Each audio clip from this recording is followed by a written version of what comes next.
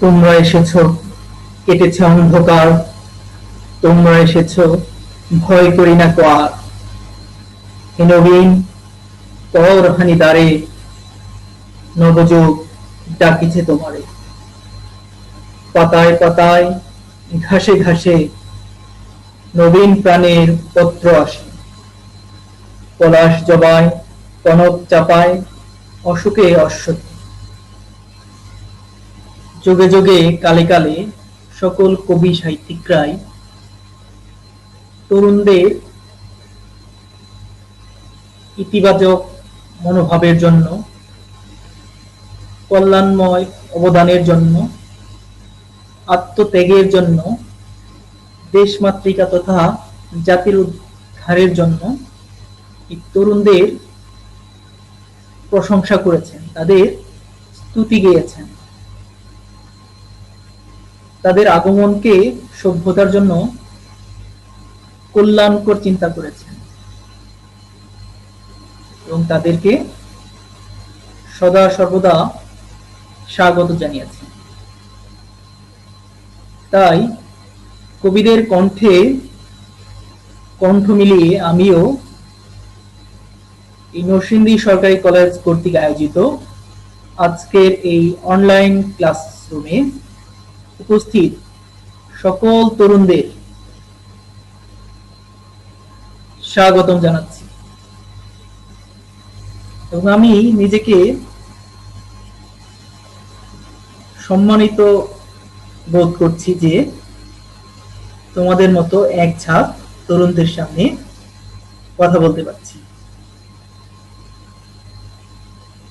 আমি আজকের উপস্থিত তরুণদের একটি কথা বলতে চাই যে আমি শুধু উপস্থিত এক ঝাঁক তরুণদের সামনেই কথা বলছি না, আমি কথা বলছি এক ঝাঁক সুপার কম্পিউটারের সামনে। সুপার কম্পিউটার কি সেটা তোমরা ভালো করেই জানো। যেই সুপার কম্পিউটার নিমিষেই অসাধ্য সাধন করতে পারে, সমাজের জন্য যুগান্তকারী অবদান রাখতে যার জুড়ি নেই। ঠিক তেমনি আমাদের এই সকল তরুণেরা তাদের মেধা, মনন, প্রজ্ঞা এবং কর্মযোগ্যতার দ্বারা প্রত্যেকে এক একটা সুপার কম্পিউটারের মতোই। শুধু সুপার কম্পিউটারই তারা নয়, তারা বরং সুপার কম্পিউটার থেকেও অধিক ক্ষমতাবান। সুপার কম্পিউটার যেমন নিমিষেই মানুষের অসাধ্য সাধন করতে পারে, সমাজের পরিবর্তনে সাহায্য করতে পারে, ঠিক তেমনি আমাদের এই তরুণরাও চাইলেই তাদের মেধা, মনন ও যোগ্যতাকে কাজে লাগিয়ে সমাজের জন্য যে কোনো অসাধ্য সাধন তারা করতে পারে, যে কোনো আত্মত্যাগ তারা স্বীকার করতে পারে। তারা শুধু নিজেদের পরিবর্তনই নয়, তারা চাইলেই সমাজ, সংসার তথা এই বিশ্ব ব্রহ্মাণ্ডকে নতুন আলোয়, ইতিবাচক আলোয় আলোকিত করতে পারে। তাই এমন এক ঝাঁক সুপার কম্পিউটারের সামনে আমি আমার দু চারটি কথা বলতে পেরে সত্যি নিজেকে সৌভাগ্যবান মনে করছি। এ পর্যায়ে এই তরুণদের সামনে আমি আমার নিজের সংক্ষিপ্ত পরিচয়টি দিতে যাচ্ছি। তোমাদের সাথে আজ কথা বলছি আমি মোহাম্মদ মুজাম্মেল হোসেন, প্রভাষক, বাংলা বিভাগ, নরসিংদী সরকারি কলেজ। আমি ৩৬তম বিসিএস এর একজন কর্মকর্তা। আজ আমি তোমাদের সাথে মূলত পরিচিতি পর্ব শেষ করব এবং একাদশ শ্রেণীর যে গদ্য আছে তা নিয়ে যদি সময় পাই তাহলে কিছুটা আলাপ সেরে নিই। আমাদের আজকের এই ক্লাসের সময় হচ্ছে 40 মিনিট।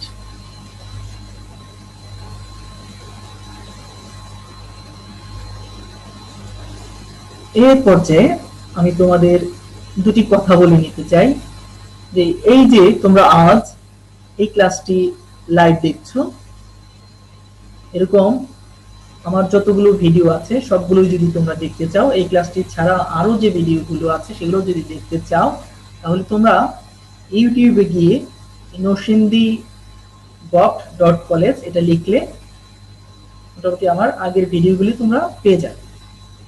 এবং তোমরা যদি আমার এই শিডিউলভুক্ত ভিডিও ছাড়াও সকল ভিডিওগুলো যেগুলো তোমাদের একাদশ এবং দ্বাদশের জন্য প্রযোজ্য সবগুলো ভিডিও যদি তুমি দেখতে চাও বা তোমরা দেখতে চাও, তাহলে ইউটিউবে গিয়ে তোমরা সার্চ করবে শান্তা খানম। আমি যেভাবে লিখে দিয়েছি স্পেলিংটা ঠিক এইভাবে, যদি এই নামে সার্চ করো তাহলে তোমরা আরেকটা চ্যানেল পেয়ে যাবে। সেখানে আমার এই নরসিংদী সরকারি কলেজ অনলাইন প্ল্যাটফর্ম ব্যতীত একাদশ এবং দ্বাদশ শ্রেণীর জন্য একাধিক অনেক ভিডিও দেওয়া আছে, সেগুলো তোমরা চাইলে দেখে নিতে পারো যদি তোমাদের মনে চায়। এই পর্যায়ে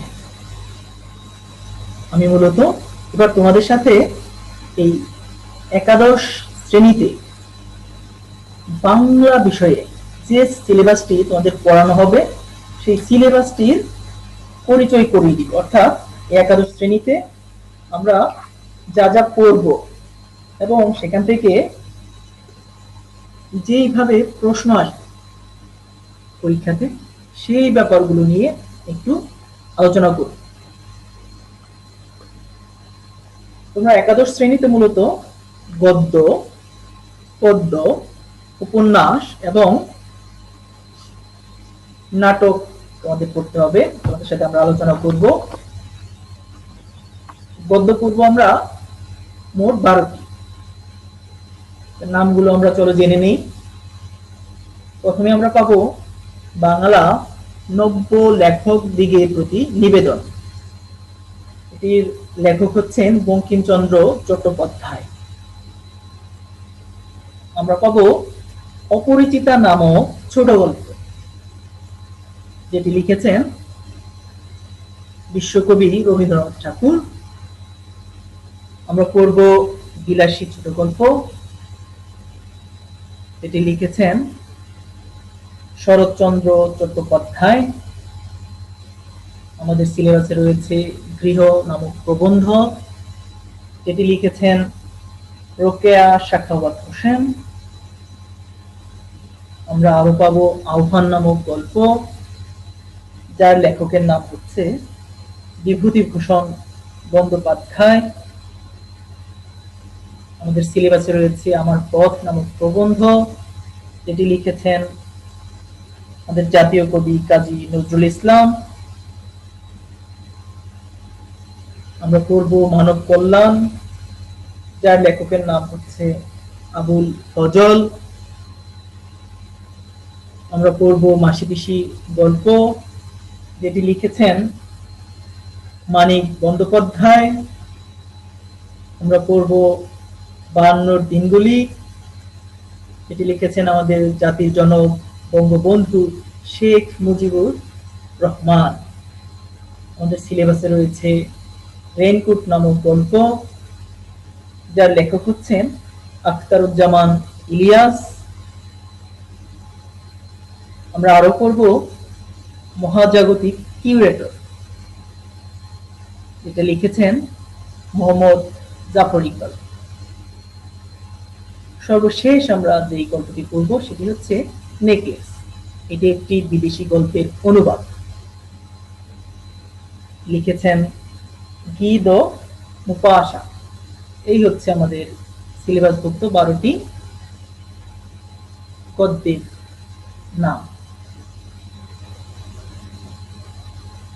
এ পর্যায়ে আমি আমাদের যে সিলেবাসভুক্ত পদ্য বা কবিতা যেগুলো আমাদের পাঠ্যভুক্ত আছে, যেগুলো আমরা পড়ব তার নাম তোমাদের দিয়ে দিচ্ছি। প্রথমে আমরা পাচ্ছি বিভীষণের প্রতি মেঘনাদ, লিখেছেন মাইকেল মধুসূদন দত্ত। সোনার তরী, এটা লিখেছেন শ্রী রবীন্দ্রনাথ ঠাকুর। আমরা পড়ব বিদ্রোহী নামক কবিতা, যেটা লিখেছেন বিদ্রোহী কবি কাজী নজরুল ইসলাম। আমরা পড়ব প্রতিদান নামক কবিতা, এটা লিখেছেন জসিমউদ্দিন। আমাদের সিলেবাসে রয়েছে সুচেতনা নামক কবিতা, যেটা লিখেছেন জীবনানন্দ দাশ। আমরা পড়ব তাহারই পরে মনে, যার কবির নাম হচ্ছে সুফিয়া কামাল। আমরা পড়ব পদ্মা নামক কবিতা, এটি লিখেছেন ফররুখ আহমদ। আমরা আরো পড়ব 18 বছর বয়স নামক কবিতা, যার লেখকের নাম হচ্ছে বা কবির নাম হচ্ছে সুকান্ত ভট্টাচার্য। আমাদের পাঠ্যভুক্ত আরেকটি কবিতার নাম হচ্ছে ফেব্রুয়ারি 1969, এটি লিখেছেন শামসুর রহমান। আমরা আরো পড়ব আমি কিংবদন্তির কথা বলছি, এটা লিখেছেন আবু জাফর ওবায়দুল্লাহ। আমরা আরো পড়ব নুরুল দিনের কথা মনে পড়ে যায়, যার লেখকের নাম হচ্ছে, যার কবির নাম হচ্ছে সৈয়দ শামসুল হক। আমরা পড়ব ছবি নামক কবিতা, যার কবির নাম হচ্ছে আবু হেনা মোস্তফা কামাল। এই হচ্ছে আমাদের সিলেবাসভুক্ত 12টি কবিতা। এরপর যে আমরা উপন্যাস এবং নাটকের নাম জানবো। আমরা লাল সালু বলে একটি উপন্যাস পড়ব, যার লেখকের নাম হচ্ছে সৈয়দ ওয়ালিউল্লাহ। আমরা পড়ব সিরাজউদ্দৌলা নাটক, যার নাটকের নাম হচ্ছে সিকান্দার আবু জাফর। এই হচ্ছে আমাদের সিলেবাসভুক্ত গদ্য, কবিতা, উপন্যাস এবং নাটক। এই পর্যায়ে আমরা এই বাংলা প্রথম পত্রে কোন আঙ্গিকে, কোন প্যাটার্নে ওদের প্রশ্ন পরীক্ষাতে আসবে সেই ব্যাপারে একটু আলোচনা করব। মানবন্টনটা জেনে রাখা খুবই গুরুত্বপূর্ণ, কেননা তুমি যদি এই ব্যাপারটা তোমার মাথায় রাখো, সেই অনুযায়ী তোমার পরীক্ষার প্রিপারেশন নিতে সুবিধা হবে। তাহলে তোমার প্রিপারেশন খুব নিখুঁত হবে, টু দ্য পয়েন্ট হবে। তখন পরীক্ষাতে তুমি খুব ভালোভাবে সবগুলো প্রশ্নের খুব সহজ আনসার বা সহজ সমাধান তুমি দিতে পারবে, যদি তুমি মান বন্টনের আলোকে প্রিপারেশন নিয়ে যাও। আর যদি তুমি মান বন্টন সম্বন্ধে খুব ভালো ধারণা না রাখো, তাহলে অনেক সময় তোমার পরীক্ষাতে গিয়ে ভালো প্রিপারেশন থাকার পরও সমস্যা তৈরি করতে পারে। তার জন্য এই মান বন্টন ব্যাপারটি খুবই গুরুত্বপূর্ণ, এটার প্রতি সবসময় একটু খেয়াল রাখবে।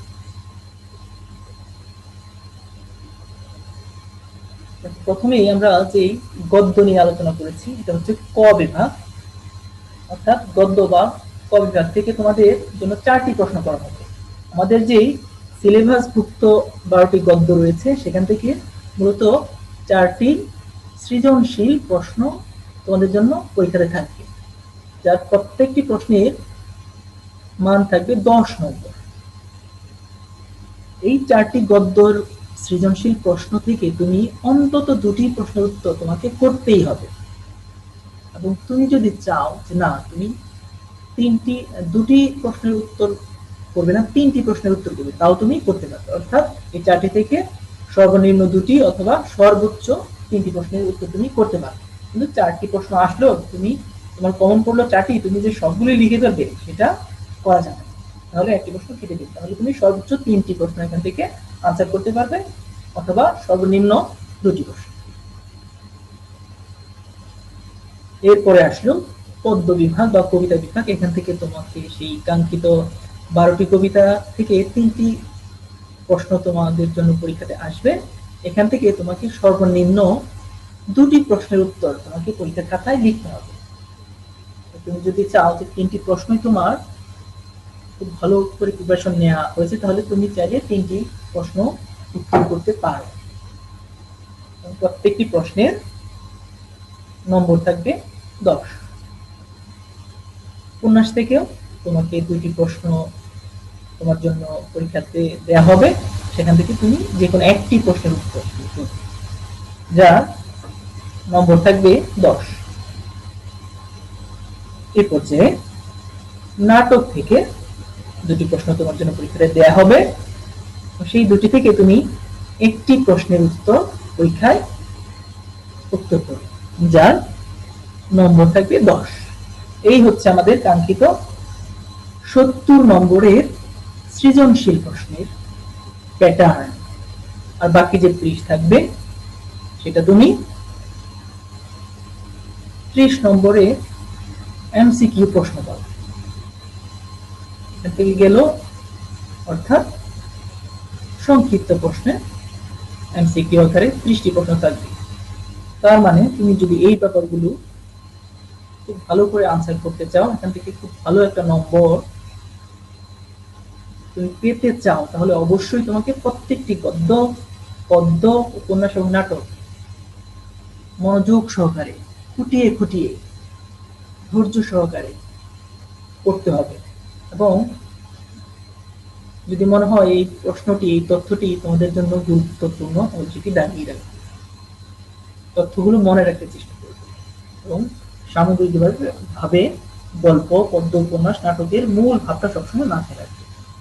এই ব্যাপারটা যদি তোমরা ধৈর্যের সাথে, ভালোবাসার সাথে করো, তাহলেই তোমরা এখান থেকে একটা সুন্দর নাম্বার পেয়ে যাও। এই হচ্ছে আমাদের 11 শ্রেণীর প্রথম পত্রের সিলেবাস এবং দ্বাদশ শ্রেণীতে তোমাদের জন্য ব্যাকরণ থাকবে। সেখানে ব্যাকরণ থেকে রচনা, ভাব সম্প্রসারণ আরো আনুষঙ্গিক কিছু থাকবে, সেখান থেকে 100 নম্বরের প্রশ্ন তোমাদের জন্য করা হবে। এই হচ্ছে আমাদের সিলেবাস এবং মান বন্টন বিষয়ে কিছু কথাবার্তা।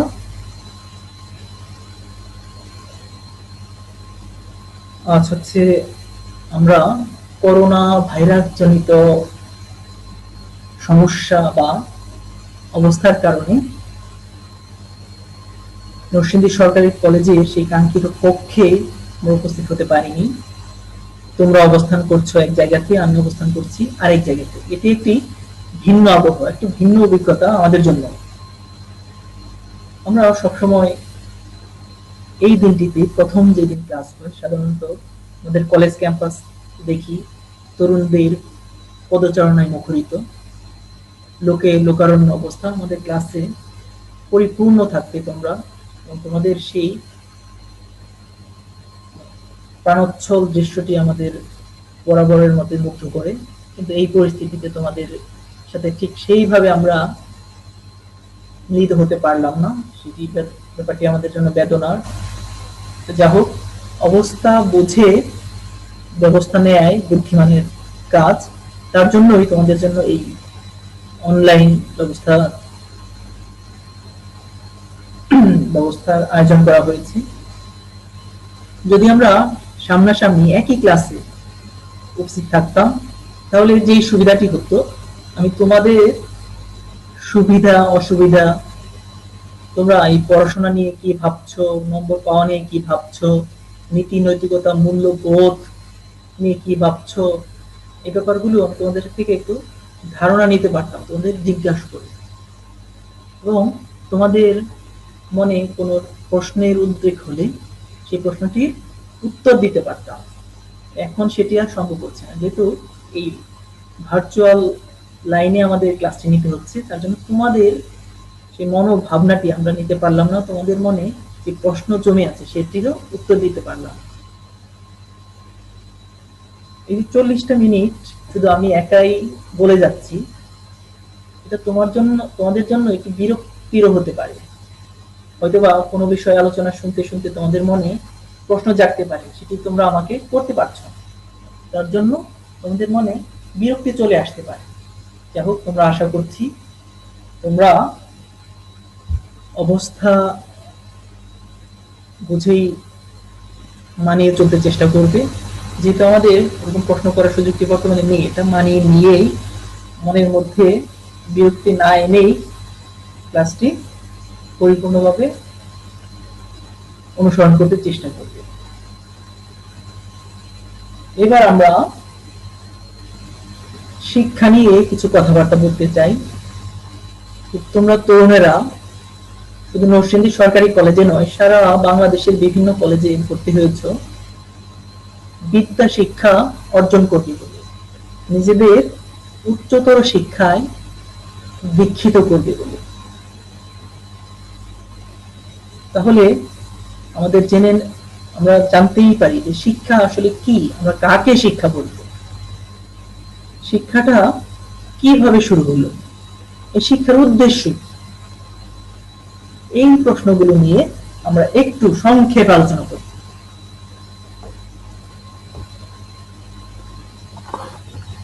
প্রথমে আমরা শিক্ষার ব্যাপারে দুজন গ্রিক দার্শনিকের সংজ্ঞার সাথে পরিচিত হব, মানে তারা শিক্ষা বলতে কি বোঝাতে চেয়েছেন। প্রথমে আমরা চলে যাই সক্রেটিসের সংজ্ঞায়। তোমরা জানো তিনি ছিলেন সর্বকালের সর্বশ্রেষ্ঠ একজন গ্রিক দার্শনিক। তার মতে শিক্ষা হলো মিথ্যার অপনোদন ও সত্যের বিকাশ, অর্থাৎ মিথ্যাকে সরিয়ে দিয়ে সত্যকে এগিয়ে নিয়ে যাওয়া, বিকশিত করাই হচ্ছে শিক্ষা। এই কাজটা যেই মাধ্যমে করা হয়, যেভাবে করা হয়, সেই পদ্ধতিটাই হচ্ছে শিক্ষা। এ হচ্ছে সক্রেটিসের ভাষা। এবার এই সক্রেটিসের শিষ্য এরিস্টটল তিনিও শিক্ষার সংজ্ঞা দিয়েছেন। তিনি বলেছেন সুস্থ দেহ ও মন তৈরি করাই হলো শিক্ষা, অর্থাৎ তুমি যদি সুস্থ সুন্দর মন তৈরি করো বা সুস্থ সুন্দর দেহ তৈরি করো, যে প্রক্রিয়ায় তুমি এই সুস্থ দেহ এবং সুস্থ মন তুমি তৈরি করলে, এই পদ্ধতিটাই হচ্ছে শিক্ষা। এই যে দুজন আমরা বিজ্ঞ দার্শনিকের সংজ্ঞা পেলাম শিক্ষা বিষয়ে, তাদের সংজ্ঞার আলোকে আমরা সাধারণভাবে বলতে পারি যে মানুষের আচার আচরণের কাঙ্ক্ষিত, বাঞ্ছিত ও ইতিবাচক পরিবর্তনই হলো শিক্ষা। ন্যায় নীতির আলোকে জ্ঞান ও দক্ষতা অর্জন করাই হলো শিক্ষা। এবার আমরা জানবো শিক্ষা ব্যবস্থাটা কিভাবে শুরু হয়েছিল। প্রাচীনকালে শিক্ষা শুরু হয়েছিল বিজ্ঞ লোকদের দ্বারা যুবকদের সমাজের জন্য প্রয়োজনীয় জ্ঞান দান ও প্রশিক্ষণ দেওয়ার মাধ্যমে, অর্থাৎ সেই প্রাচীনকালের যারা বিজ্ঞ দার্শনিক জ্ঞানী গুণী লোক ছিলেন, তারা তাদের সময়ে প্রচলিত যুবকদের সমাজের জন্য প্রয়োজনীয় যে জ্ঞান, সেই প্রশিক্ষণ যে দিতেন, যেই মাধ্যমে দিতেন, যেইভাবে দিতেন, সেই পদ্ধতি থেকেই মূলত আমাদের এই শিক্ষা সিস্টেমটা শুরু হয়েছিল। বর্তমানের মতো স্কুল কলেজ বিশ্ববিদ্যালয় তো তখন তো ছিল না। তখন করতো কি, ওই যে বিজ্ঞ লোকেরা তাদের যে ইয়াং জেনারেশন ছিল, যুবক তরুণ ছিল, তাদের সাথে তারা গল্প করত বিভিন্ন প্রয়োজনীয় জ্ঞান সম্পর্কে। তাদেরকে তারা বিভিন্ন উপদেশ দিতেন, তাদেরকে বিভিন্ন কাজ করতে নির্দেশ করতেন এবং বিভিন্ন কাজ থেকে করতে মানা করতেন, নিষেধ করতেন। এভাবেই মূলত সেই জ্ঞান চর্চাটা বা শিক্ষা মাধ্যমটা ছড়িয়ে পড়েছে। এবার আমরা জানবো শিক্ষার উদ্দেশ্যটা কি। শিক্ষার উদ্দেশ্য কি পাশ করা? শিক্ষার উদ্দেশ্য কি পরীক্ষাতে ফার্স্ট হওয়া? শিক্ষা নাকি শিক্ষার উদ্দেশ্য হচ্ছে অনেক টাকা উপার্জন করা বা বড় চাকরি পাওয়া বা কোনো প্রতিষ্ঠানের প্রধান চেয়ারটি দখল করা? এটাই কি শুধু শিক্ষার উদ্দেশ্য? আসলে শুধু পাশ করা, শুধু টাকা অর্জন করা বা নিজেকে প্রতিষ্ঠিত করা শিক্ষার উদ্দেশ্য হতে পারে না। শিক্ষার উদ্দেশ্য হচ্ছে নীতি নৈতিকতা অর্জন করা, মনুষ্য বোধ অর্জন করা, সমাজের জন্য কল্যাণকর কাজ করা, নিজের অভাব পূরণের পাশাপাশি সমাজের জন্য কল্যাণ বয়ে আনা, সমাজের অভাব পূরণ করা। এভাবে যদি আমরা নিজের অভাব পূরণের পাশাপাশি নিজের অর্জিত জ্ঞান দ্বারা, নিজের শিক্ষা দ্বারা সমাজ উন্নয়নমূলক চিন্তা ভাবনা করি, তাহলে সেটাই হবে প্রকৃত শিক্ষা। অর্থাৎ তাহলে শিক্ষার সাথে নীতি নৈতিকতা বা মূল্যবোধের ব্যাপারটি অঙ্গাঙ্গি ভাবেই জড়িত। তাহলে আমরা যদি প্রকৃত শিক্ষা অর্জন করতে চাই, তাহলে অবশ্যই আমাদেরকে নীতি নৈতিকতা বা মূল্যবোধ ধারণ করতে হবে। সেটা ধারণ করে আমরা যদি দক্ষতা অর্জন করি, এই নীতি নৈতিকতার আলোকে যদি আমরা সেই দক্ষতাটাকে কাজে লাগাই এবং নিজের পরিবারের তথা সমাজের জন্য কল্যাণ সৃষ্টি করি, তাহলে সেটাই হবে শিক্ষা বা শিক্ষার প্রকৃত উদ্দেশ্য। এবার আমরা জানলাম যে তাহলে নীতি নৈতিকতা বা মূল্যবোধের সাথে আমাদের শিক্ষার ব্যাপারটি অঙ্গাঙ্গিভাবে জড়িয়ে আছে। এবার চলো আমরা এই নীতি নৈতিকতাটা আসলে কি, কিভাবে প্রয়োগ করতে হয়, কিভাবে আমরা নীতি নৈতিকতার পথে চলবো এবং সেই পথে চলে সকলের জন্য কল্যাণ বয়ে আনবো, সেই ব্যাপারটা সম্বন্ধে একটু আলোচনা করি। নীতি নৈতিকতা সম্বন্ধে তোমরা বই খুললে বা ইন্টারনেটে সার্চ দিলে অনেক প্রামাণ্য সংজ্ঞা পাবে। আমি সেই প্রামাণ্য সংজ্ঞার দিকে যাচ্ছি না, আমি দুটি বা তিনটি ঘটনা তোমাদের বলতে চাচ্ছি।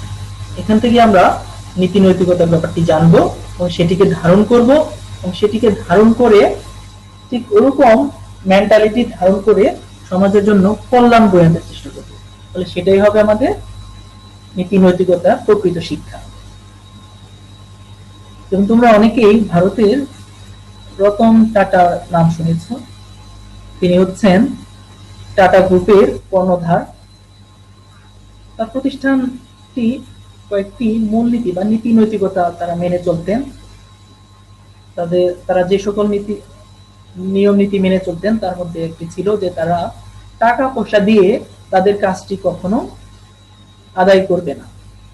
তাদের কাজ সফল হোক বা না হোক, এই কাজটি সফল করার জন্য অন্য কাউকে কোনো তারা অতিরিক্ত টাকা পয়সা দিবে না।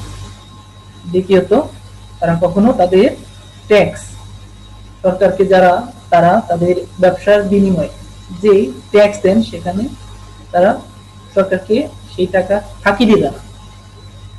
তো একবার একটি ঘটনা ঘটেছিল যে রতন টাটার যে হিসাব রক্ষণ কর্মকর্তা প্রধান যিনি ছিলেন, তিনি একবার রতন টাটাকে বাৎসরিক হিসাব নিকাশ শেষে টাটাকে বললেন যে স্যার, আমরা যদি আইনের এই পথে চলি তাহলে আমরা চাইলে আইন মেনেই সরকারকে বিশাল একটি অঙ্ক ট্যাক্স না দিতে পারি, মানে অল্প বিশাল একটি অঙ্কের ট্যাক্স আমরা কম দিতে পারি, কিন্তু সেটা আইন মেনেই।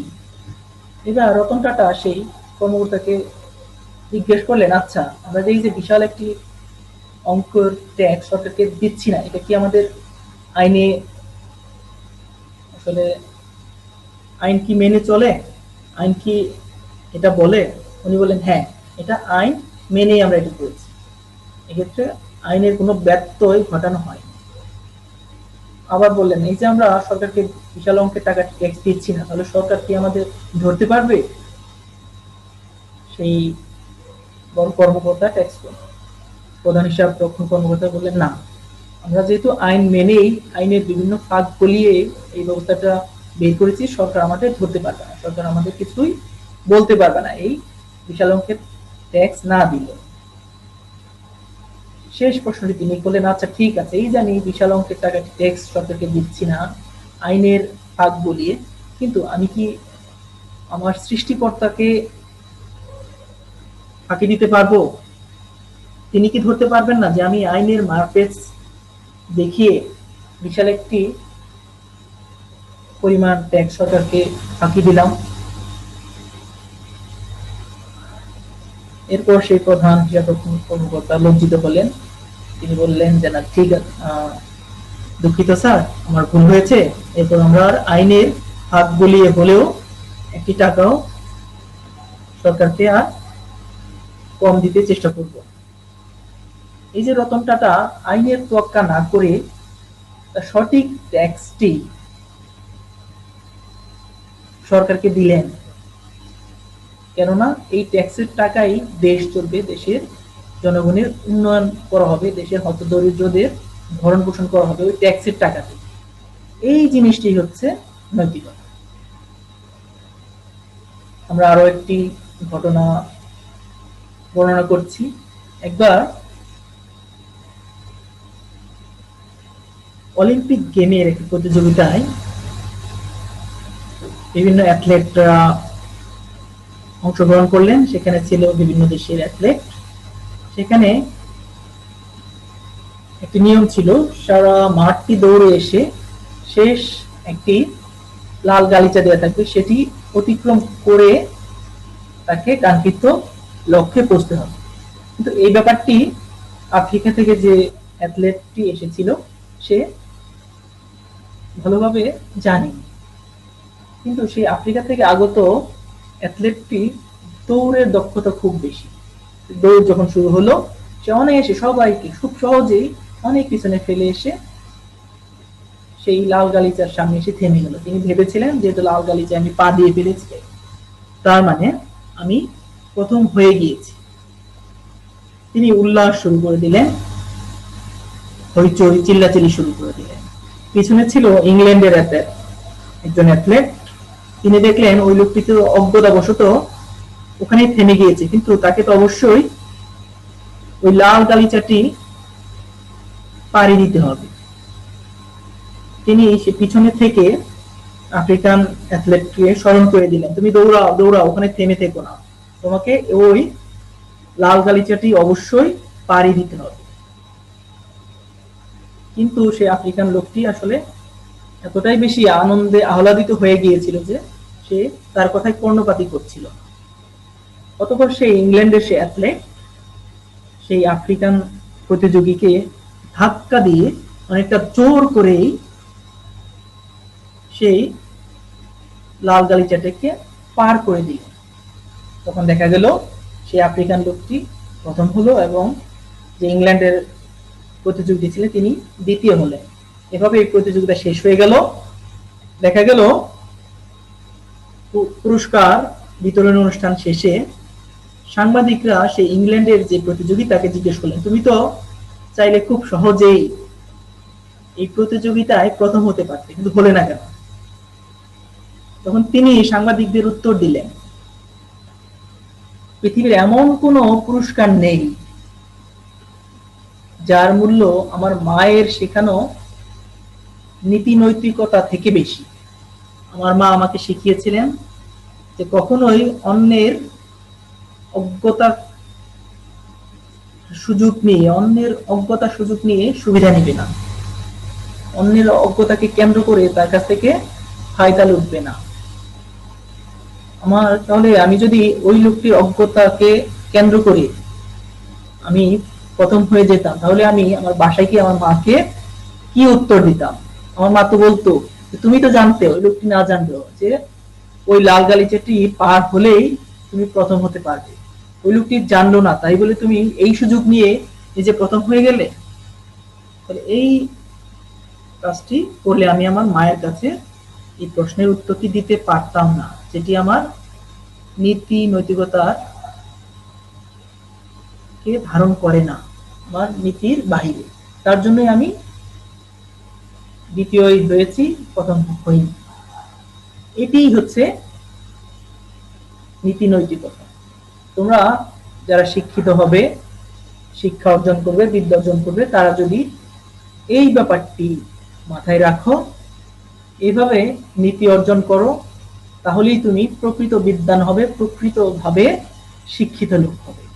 তোমার দ্বারা দেশ, পরিবার, সমাজ, সংসার উপকৃত হবে। আর এই নীতি নৈতিকতা বাদ দিয়ে তুমি যদি শুধু ফার্স্ট হওয়ার কথা চিন্তা করো, তুমি যদি শুধু চাকরি পাওয়ার কথা চিন্তা করো, বড় চেয়ার পাওয়ার কথা চিন্তা করো, তাহলে তুমি আসলে শিক্ষিত হবে ঠিকই, কিন্তু তোমার সেই শিক্ষা পূর্ণতা পাবে না। সেই শিক্ষা আসলে প্রকৃত শিক্ষা নয়, সেটা সমাজ সংসারের জন্য কোনো কল্যাণ বয়ে আনবে না। এবার আমরা জানতে চেষ্টা করব, এই যে একবিংশ শতাব্দীতে আমরা বাস করছি, এটা মূলত বিজ্ঞানের যুগ। বিজ্ঞানের নানান আবিষ্কারের কারণে আমাদের সমাজ সংসার অনেক বেশি আমরা উপকৃত হয়েছি। বিজ্ঞানের এই আবিষ্কার ছাড়া বর্তমানে আমরা একটি মুহূর্ত জীবন পার করতে পারছি না। এই একবিংশ শতাব্দীতে এই ডিজিটাল যুগে আমরা সাহিত্য কেন পড়ছি, দরকার কি, এই সাহিত্য পড়ার কোনো উপযোগিতা আছে কি? পৃথিবীর সকল দেশেই কেন সাহিত্যকে একটু বিকল্প মূল্য দেয়া হয়, এর কারণটা কি, এটা আমরা একটু জানতে চেষ্টা করব, যেহেতু আমাদের সাহিত্য পড়তে হবে। সাহিত্য উপযোগিতা এই বিজ্ঞানের যুগে অবশ্যই আছে। কি সেটা? সেটা হচ্ছে সাহিত্য পড়লে আমাদের মধ্যে ন্যায় অন্যায়ের একটা বোধ গড়ে ওঠে, আমরা মানবিক হয়ে উঠি, আমরা মনুষ্য বোধের জ্ঞান অর্জন করি। তোমরা জানো মানুষের সর্বশ্রেষ্ঠ গুণ নিশ্চয়ই শুধু আবিষ্কার নয়, মানুষের সর্বশ্রেষ্ঠ গুণ হচ্ছে মনুষ্যত্ব অর্জন করা। মনুষ্যত্ব অর্জনের সাথে ঠিক সেই ন্যায় বোধ অন্যায় বোধের প্রশ্ন অঙ্গাঙ্গি ভাবে জড়িত থাকে। তাহলে এই সাহিত্য পড়লে আমরা ন্যায় অন্যায় সম্বন্ধে জানতে পারি, যেটা হৃদয়ে ধারণ করতে পারি, ন্যায়ের পথে চলতে পারি, অন্যায়ের পথ থেকে দূরে সরে যেতে পারি। তার জন্য সাহিত্যকে একটু বিশেষ মূল্য দেয়া হয়। যেমন তুমি যদি অপরিচিতা ছোট গল্পটি পড়ো, তখন তুমি দেখবে এই গল্পে যৌতুক প্রথা সম্বন্ধে আলোকপাত করা হয়েছে।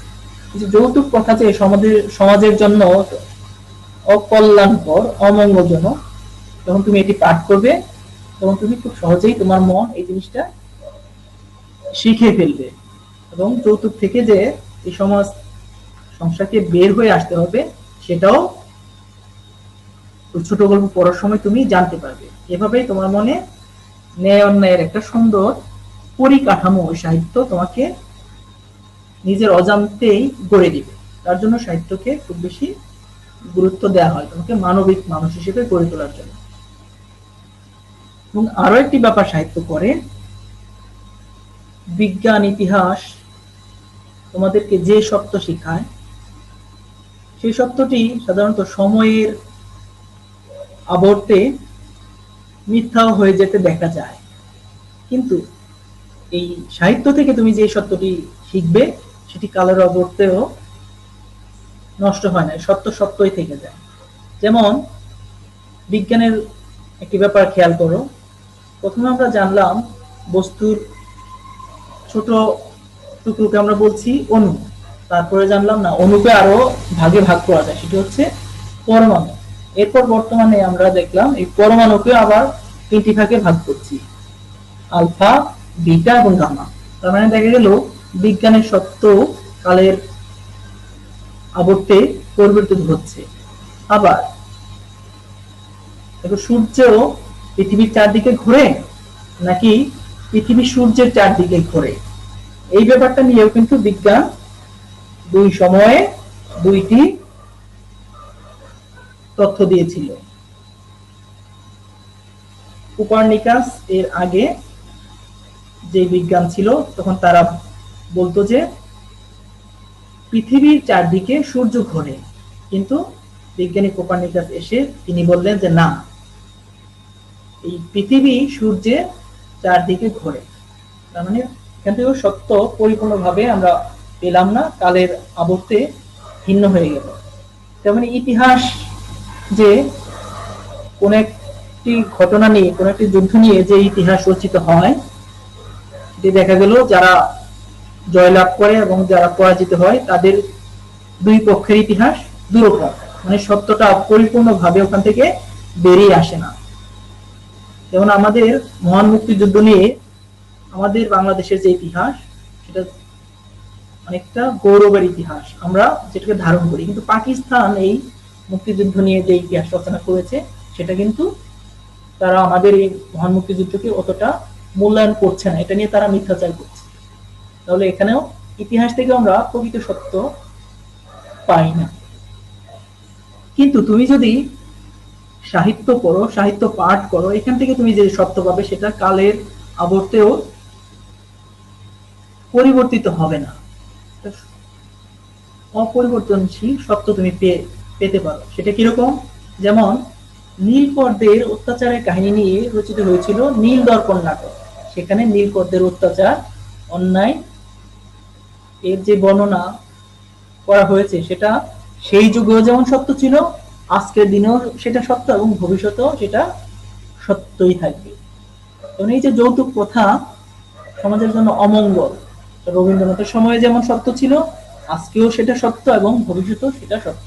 তাহলে এই সাহিত্য পড়লে আমরা এটা সমাজের জন্য মঙ্গলময় সত্য ধারণ করতে পারি, এটা অপরিবর্তনশীল, মানে সত্য ঘটনা আমরা জানতে পারি। সমাজের নিখাত